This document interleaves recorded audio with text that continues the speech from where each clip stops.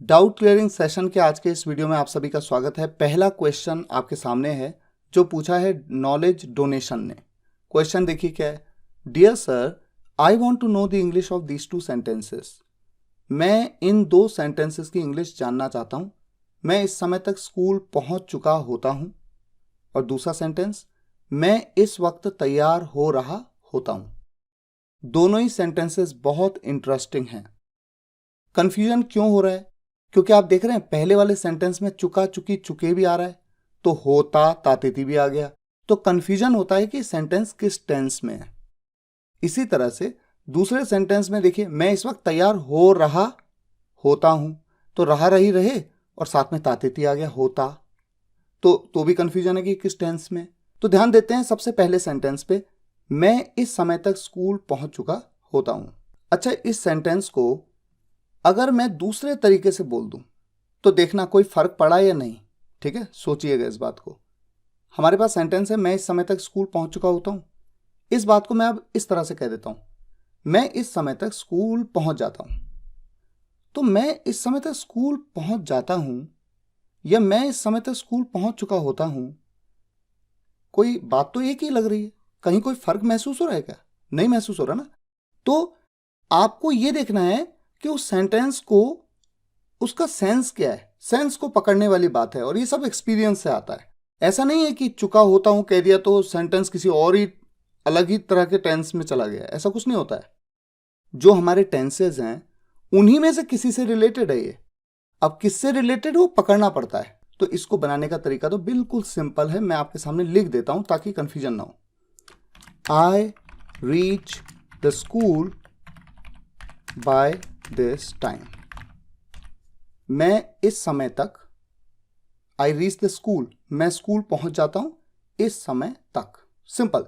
अब एक पॉइंट है, जब आप इस सेंटेंस को देखते हैं, मैं इस समय तक स्कूल पहुंच चुका होता हूं, तो कुछ ऐसा भी तो लग रहा है ना कि आज भी पहुंच गया, कल भी मैं पहुंच गया था इस टाइम तक, परसों भी पहुंच गया था, उससे पिछले दिन भी पहुंच गया था। तो एक सेंस अक्सर का यहां पर बन रहा है। कैसे? मैं अक्सर इस समय तक स्कूल पहुंच जाता हूं। ये वाला सेंस और ज्यादा क्लियर है, अक्सर। ठीक है, इसके लिए हम यूजुअली का यूज कर सकते हैं। I usually reach the school by this time. ये अब और ज्यादा क्लोज चला जाएगा जो सेंटेंस स्टूडेंट ने पूछा है। यहां तक कि मैं यहां पर यूजुअली की जगह पे ऑफन भी कह सकता हूं। I often reach the school by this time. ठीक है, तो इस तरह से ये सेंटेंस बनेगा। दूसरे सेंटेंस पे आ जाइए, मैं इस वक्त तैयार हो रहा होता हूं। सोचिए कैसे बनेगा ये सेंटेंस। इस सेंटेंस में भी आप ध्यान से सोचना, क्या ये सेंस नहीं आ रहा है कि मैं अक्सर इस समय, ये जो टाइम है, अक्सर मैं इस समय ना तैयार हो रहा होता हूं। तो मैं तैयार हो रहा होता हूं इस समय, प्रेजेंट कंटिन्यूअस में ही बनेगा ये सेंटेंस। आई, इसे मैं लिख देता हूं। आई, देखिए, I am usually getting ready at this time. I'm usually getting ready at this time. मैं अक्सर इस समय तैयार हो रहा होता हूं। ये सेंस बनेगा, इस तरह से बनेगा ये सेंटेंस। ये सब एक्सपीरियंस से आता है। ऐसा नहीं है कि बिल्कुल श्योर शॉर्ट रूल है, सेंस को पकड़ना पड़ता है। और ये सब एक्सपीरियंस से आएगा आपको जब आप इस तरह के सेंटेंसेस को बार बार एनकाउंटर करेंगे। जैसे मैं कई लोगों से बात कर रहा हूं, तो मैं उनसे भी सुन रहा हूं इंग्लिश, उनको मैं बोल रहा हूं। हम जो भी इंग्लिश बोलते हैं वो कहीं ना कहीं से तो हमने सीखी होती है, चाहे केवल सुन के सीखी होती है। ग्रामर हमें नहीं भी आती है, हमने सुन के ही सीखी है, पर सीखी तो है। जैसे ये सेंटेंस मेरे सामने आता है, मैं इस वक्त तैयार हो रहा होता हूं इस टाइम पे, मान लीजिए 10 बजे, इस टाइम पे मैं तैयार हो रहा होता हूं। I am usually getting ready at this time. I am usually getting ready at this time. ये मेरे दिमाग में एकदम आ रहा है, क्योंकि कहीं ना कहीं किसी मूवी में या अपने फ्रेंड्स के साथ बात करते हुए कहीं ना कहीं, कभी ना कभी, इतने सालों से आप इंग्लिश के सेंटेंसेस को देख रहे हैं, सुन रहे हैं, तो ये चीज़ें ऑटोमेटिकली आती हैं। तो कुल मिला के ये दोनों सेंटेंसेस को बनाने का तरीका मैंने आपको बताया। अब आ जाते हैं नेक्स्ट डाउट पे। सर, आपने बताया था कि जब भी पीछे ऊ का साउंड आए तो डू या शैल का यूज करते हैं, लेकिन काश मैं कभी अमेरिका जाऊं, इस वाक्य को आपने बनाया I wish I ever go to America. Question किसने पूछा है? संतोष लोधी ने। ठीक है, देखिए ये बिल्कुल सही बात है कि जब ऊ का साउंड आए, ये मैंने आपको सेंस बताया था। तो देखिए इसको थोड़ा सा रिपीट फटाफट से कर लेते हैं, फिर काश मैं कभी अमेरिका जाऊं इस सेंटेंस में क्यों नहीं डू या शैल का यूज किया, ये जानना बहुत जरूरी है। तो देखिए इसको समझते हैं। सबसे पहले हम देखते हैं कि जैसे हम कहते हैं क्या मैं वहां जाऊं, डू आई गो देयर, ये तरीका है बोलने का। ये मैंने आपको बताया हुआ है ऊ के साउंड में कि मैं वहां जाऊं, मैं खाऊं, मैं बैठूं, मैं आपके साथ चलूं। डू आई गो देयर या फिर शैल आई go there, shell I go there. ठीक है, अगर यही बात मेरी जगह किसी और पे अप्लाई हो, जैसे क्या रवि वहां जाए, आप क्या कहते हो? आप बताइए, क्या रवि वहां जाए? ऐसे में फिर डू तो नहीं आएगा क्योंकि यहां पर तो रवि है। तब मैं क्या कहूंगा? डस रवि गो देयर। तब डू की जगह क्या हो गया? डस हो गया। डस रवि गो देयर। ठीक है, और या फिर शैल के साथ तो इस सेंटेंस को बना ही सकते हैं। ये तो मैंने आपको पढ़ाया हुआ है ऑलरेडी। मोडल वर्ब्स में भी मैंने शैल का यूज बताया था आपको, वहां पर भी मैंने डू डस का यूज बताया था इस तरह से, शैल रवि गो देयर। ठीक है, अब इसी चीज को क्या हम साथ बैठे, हम एक से ज्यादा है, do we sit together, do we sit together. और डू की जगह पे शैल का यूज तो कर ही सकते हैं, शैल वी सिट टुगेदर। ठीक हो गया।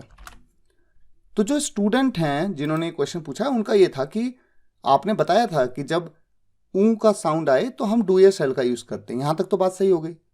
अब उन्होंने कहा लेकिन काश मैं कभी अमेरिका जाऊं, इसमें तो आपने कहा I wish I ever go to America. यहां पर तो आपने डू या शैल का यूज किया ही नहीं। जाऊं, मैं तो जाऊं कह रहा हूं। ये सेंटेंस डिफरेंट टाइप का है। ये सेंटेंस किस टाइप का है? इसमें काश आ रहा है। काश के लिए मैंने आपके काश के वीडियो में डे 54 में मैंने आपको बताया था कि काश के लिए हम आई विश का यूज करते हैं। और फिर मैं आपके सामने एक चार्ट रख देता हूं। देखिए इस चार्ट में आप देख रहे हैं सबसे पहले क्या लिखा है? करे या करूं। इस तरह के जो सेंटेंस होते हैं आई विश में, काश के केसेस में, वहां पर देखिए किस तरह से बनाते हैं हम, प्रेजेंट इनडेफिनेट टेंस की तरह। सिंपल। तो ये तो कैटेगरी ही डिफरेंट है, और इसीलिए जब इस सेंटेंस को यहां बनाया गया तो कैसे बनाया गया? I wish I ever go to America. अगर यहां पर कभी ना होता, काश मैं अमेरिका जाऊं, I wish I go to America, present indefinite tense है। लेकिन जैसे कहा काश मैं कभी अमेरिका जाऊं, I ever go to America. अगर मैं कह देता काश मैं कभी अमेरिका ना जाऊं, I wish I never go to America, ever की जगह नेवर हो जाता। तो है ना, ये प्रेजेंट इंडेफिनिट टेंस में बनाया आई विश के बाद का जो भी क्लॉज है। तो ये सेंटेंस डिफरेंट टाइप का है। शायद जो स्टूडेंट हैं उन्होंने वो वीडियो नहीं देखी है, और इसीलिए मैं कहता हूं जो 90 डेज का पूरा कोर्स है उसकी एक एक वीडियो का पूरा देखा करिए, तभी तो आप स्टेप बाय स्टेप आगे बढ़ेंगे। नेक्स्ट डाउट पे चलते हैं। कब से काम शुरू किया जाएगा? Passive sentence, since when will the work be started. दूसरा सेंटेंस पूछा है काम कब से शुरू होगा? Simple sentence, since when will the work be started. Anil Kumar Poddar ने क्वेश्चन पूछा है, उन्होंने ये दो सेंटेंस दिए, फिर उन्होंने कहा but when we search in Google then we found this results। मतलब अलग रिजल्ट्स आए। क्या आए? when will the work start, when will the work start। यानी कि रिजल्ट एक ही आया दोनों ही सेंटेंस से ढूंढने पे। रिजल्ट क्या था? when will the work start का मतलब काम कब शुरू होगा। when will the work start का क्या मतलब है? काम कब शुरू होगा।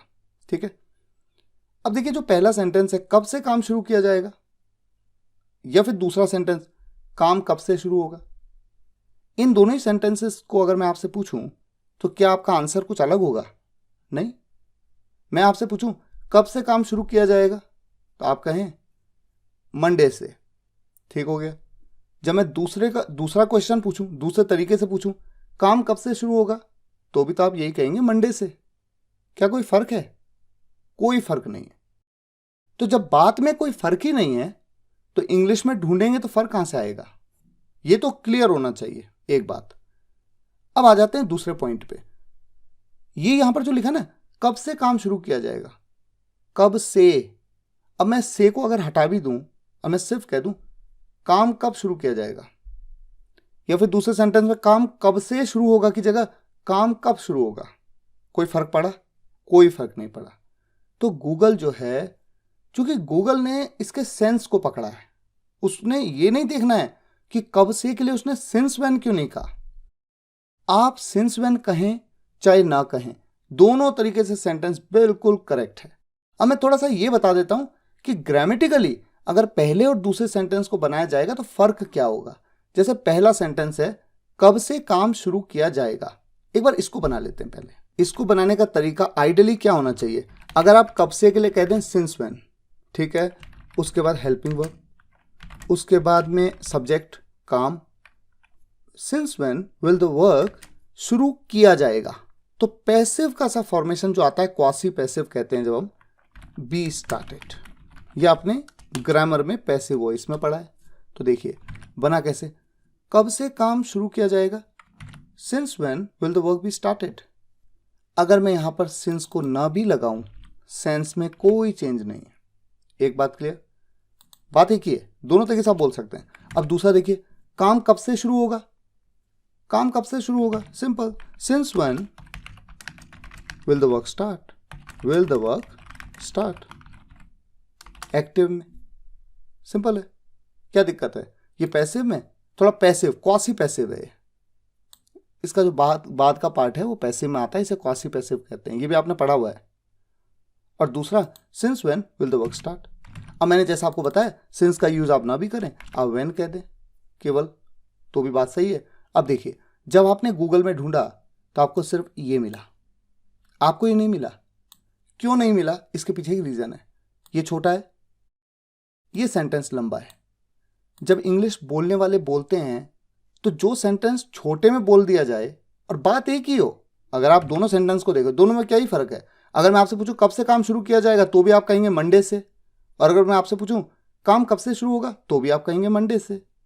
ये दोनों सवाल जब दो लोग पूछेंगे तो आंसर तो सेम आना है ना, तो फिर इतना लंबा क्यों पूछे कब से काम शुरू किया जाएगा, बजाय इसके इतना ना कहते हैं 5 ही वर्ड्स में काम कब से शुरू होगा। वो देखिए वो 6 वर्ड्स का है, 6 वर्ड्स, और ये तो केवल 5 ही का है। तो जो जितना छोटा सेंटेंस है उतना प्रेफर्ड होता है, और चूंकि गूगल है, किसने बनाया, उन्होंने ही बनाया जिनकी ये लैंग्वेज है, तो वो जब इस तरह से बोलना ज़्यादा प्रेफर करते हैं तो गूगल भी यही बताता है। हालांकि आप ग्रामेटिकली जो देते हैं बिल्कुल प्योर ग्रामर के हिसाब से देखें तो पहला वाला सेंटेंस इस हिसाब से बनना चाहिए, दूसरा सेंटेंस इस हिसाब से बनना चाहिए, लेकिन कॉन्वर्सेशन पॉइंट ऑफ व्यू से बेहतर होगा कि आप छोटे वाले सेंटेंस का यूज करें और सिंस का यूज नहीं करें तो बेहतर है, क्योंकि सिंस का यूज करने से ना करने से कोई फर्क तो पड़ता नहीं। इसीलिए गूगल ने कहा when will the work start, simple सा सेंटेंस, इतना बोलिए आप। नेक्स्ट, ये डाउट पूछा है कैफी आजमी ने। क्या डाउट है, hello sir, I bought your course and I got too much help from you but I want to ask from you some confusion. मैं आपसे कुछ कन्फ्यूजन पूछना चाहता हूं। वैसे मैं आपको ये बता दूं, I want to ask from you नहीं, I want to ask you, ask के बाद में कोई भी प्रपोजिशन नहीं।